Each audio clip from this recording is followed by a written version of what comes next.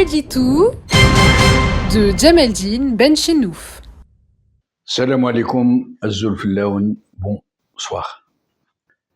Les élections en Algérie se sont toujours distinguées par des abstentions massives, à l'inverse des chiffres de participation avancés par le régime qui ont parfois dépassé, rappelez-vous, pour ceux qui s'en souviennent, les 99%.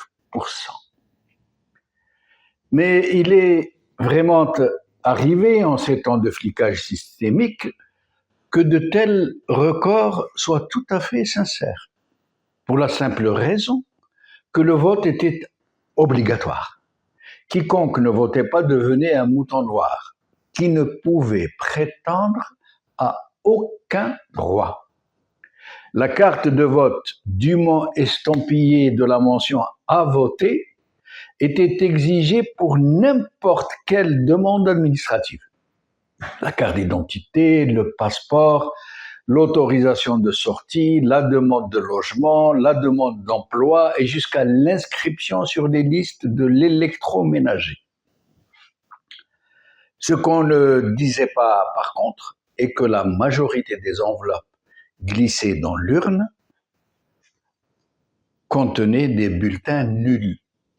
Petite vengeance solitaire de l'électeur qui profitait du secret de l'isoloir pour se défouler, pour se venger, qui par un dessin obscène, qui en déposant un crachat, hashakum, dans l'enveloppe et autres actes de civisme politique du genre. Puis, avec le temps et le ridicule de la situation, le régime a mis de l'eau dans son ben et a revu ses chiffres à la baisse. Qu'importe le flacon, pourvu qu'il y ait l'ivresse. Qu'importe le contenu de l'urne, pourvu qu'elle soit bourrée. C'est ainsi que d'élection en élection, la fraude et le bourrage ont su pallier à l'absence des électeurs. Les élections, comme tout le reste de la pratique politique, sont devenues un business très juteux, qui n'en finit plus d'attirer tous les requins en eau profonde, tous les crocodiles, tous les charognards, tous les parasites.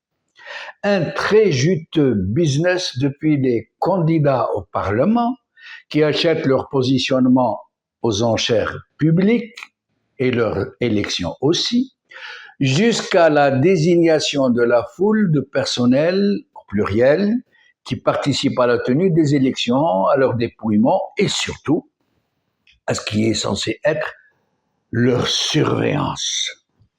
Un peu comme confier la surveillance de la bergerie, la garde de la bergerie à des loups affamés.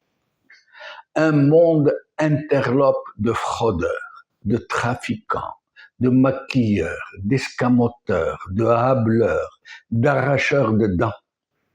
Une cacophonie de nationalisme de mauvais aloi, de patriotardisme tonitruant, voire même, comme c'est le cas de l'inamovible et actuel président de la surveillance des élections, un systématique recours à Dieu lui-même pour le prendre à témoin de la zama impeccable tenue du scrutin, quand personne au pays, ni même à l'étranger, n'ignore que les élections dans ce malheureux pays sont l'alpha et l'oméga de la mafiocratie, une entourloupe très bien rodée pour maquiller une fraude aussi systémique qu'elle est systématique, non seulement dans le traficotage des votes, mais jusque dans l'escamotage final aux niveaux intermédiaires et central,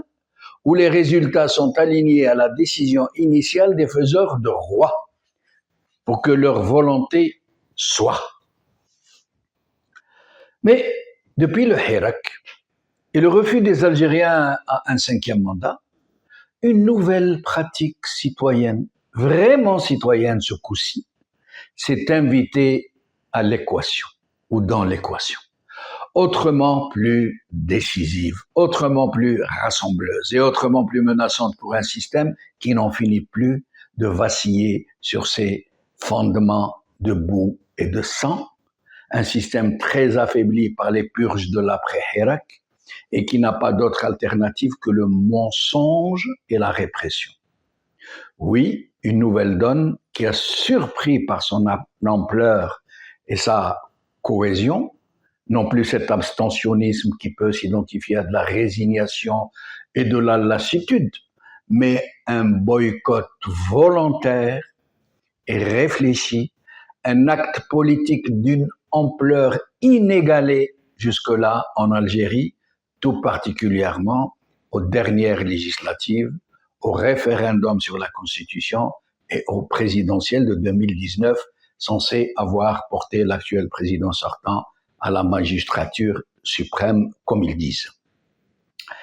C'est précisément cette perspective qui affole le pouvoir, parce qu'un boycott massif est trop visible pour pouvoir être escamoté par la fraude électorale.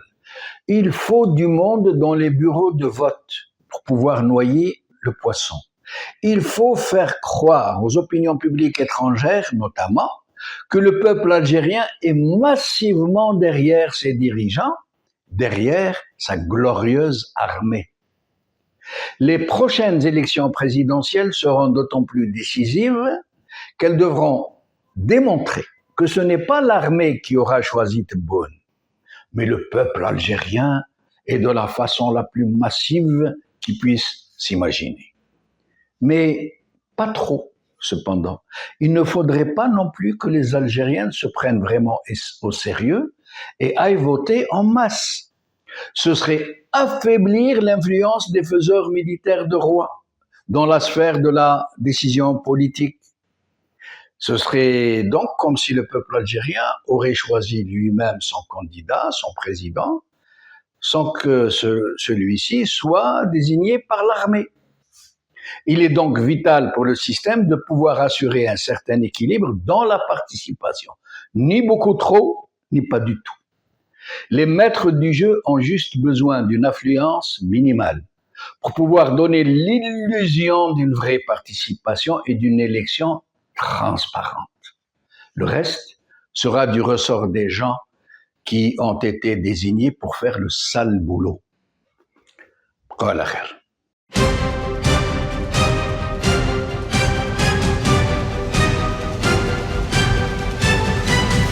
L'édito de Djemeldine Benchenouf.